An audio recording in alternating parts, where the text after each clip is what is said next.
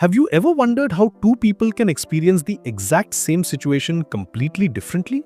One person sees opportunity where another sees disaster. One finds hope where another finds despair. The answer lies in something most of us never think about: our internal map of the world.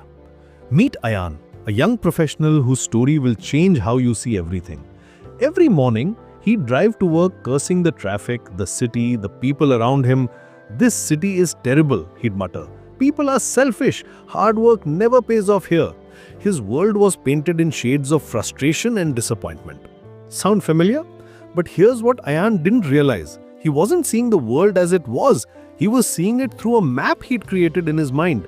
A map drawn from past hurts, failures, and disappointments. This map had become his reality, and it was making his life miserable. Everything changed one rainy evening.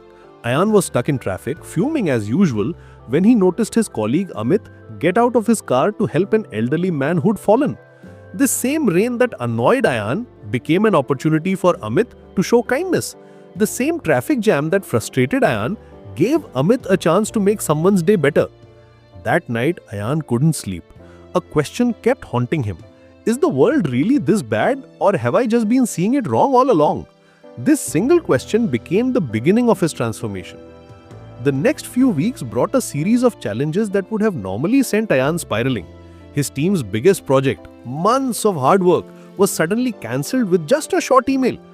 "We are moving in a different direction." The old Ayan would have raged about unfair clients and wasted effort, but something had shifted. Instead of immediately jumping to anger, Ayan paused. He asked himself a different question. What if this has come to teach me something? This wasn't positive thinking or denial. This was a fundamental shift in how he processed reality. He began to understand something profound. There's a difference between facts and the stories we tell ourselves about those facts.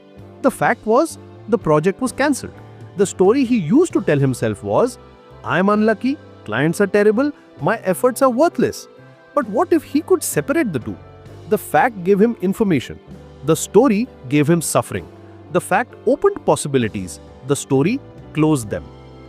This realization led Ayan to discover what psychologists call the difference between a victim mindset and a learner mindset. A victim asks, "Why is this happening to me?" A learner asks, "What is this teaching me?" Same situation, completely different experience. But Ayan's biggest test was yet to come. Due to company restructuring, his position was put on hold. He was essentially without a job. The old map would have led him straight into despair and blame. Instead, he found himself thinking, "Difficulties aren't my enemies, they are my teachers." His father's words echoed in his mind. "You've lost a job, son, not your life." This wasn't just consolation, it was wisdom. Ayan began to see that his identity wasn't tied to his circumstances. During this period, he discovered the power of a simple word, "yet." Instead of saying, "I can't do this," he started saying, "I can't do this yet." This tiny addition opened up a world of possibilities. I am not the person who knows everything, I am the person who can learn anything. When a small freelance project came his way, instead of dismissing it as beneath him, he embraced it as a learning opportunity. When he eventually received a job offer for a slightly different role, he didn't see it as settling. He saw it as growing. He realized that growth often comes wrapped in challenges and setbacks. The most powerful moment came when Ayan was publicly criticized by a senior colleague during a meeting. Everyone expected him to react defensively or angrily. That was the old Ayan. But in that moment, he discovered something extraordinary. The gap. Between the trigger, the criticism, and his automatic reaction, there was a space, a gap where he could choose.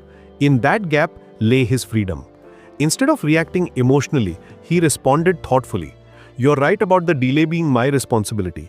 I'm learning some new aspects of this work, but I'm actively working on it. Next time will be better." The room fell silent, not because of conflict, but because of the calm strength in his response. Ayan had found his power, not in controlling what happened to him, but in choosing how he responded to what happened to him. This is the thinking shift that changes everything. It's not about positive thinking or pretending problems don't exist. It's about upgrading your internal map of reality. It's about recognizing that between you and the world, there is a space where you stand and choose. that space is your freedom. Ayan's journey teaches us that we are not victims of our circumstances. We are students of life. Every challenge is data, not disaster. Every setback is a setup for a comeback. Every problem is a teacher in disguise. The world hasn't changed for Ayan. Traffic still exists, difficult people still exist, challenges still come. But his map has been updated, and that has made all the difference. He now lives with awareness instead of automatic reactions, with curiosity instead of cynicism, with growth instead of stagnation. Your map of the world shapes your experience of the world. If your map says life is hard and people are selfish, that's the world you live in. If your map says life is full of lessons and people are complex, that's a completely different world. The question isn't whether your current map is right or wrong. The question is it serving you? Is it helping you grow, learn, and find meaning? Or is it keeping you stuck in patterns that no longer serve you? Remember, you're not just living in the world, you're living in your map of the world. And the beautiful thing about maps is that they can be updated. The moment you realize this, everything changes. You stop being a victim of your circumstances and become the author of your experience. The thinking shift isn't a one-time event. It's a way of life. It's choosing to see challenges as teachers, setbacks as setups, and problems as possibilities. It's living in the gap between trigger and response where your true power lies. Your journey of transformation can begin with a single question. Is this reality or is this just my map? The answer might just change everything.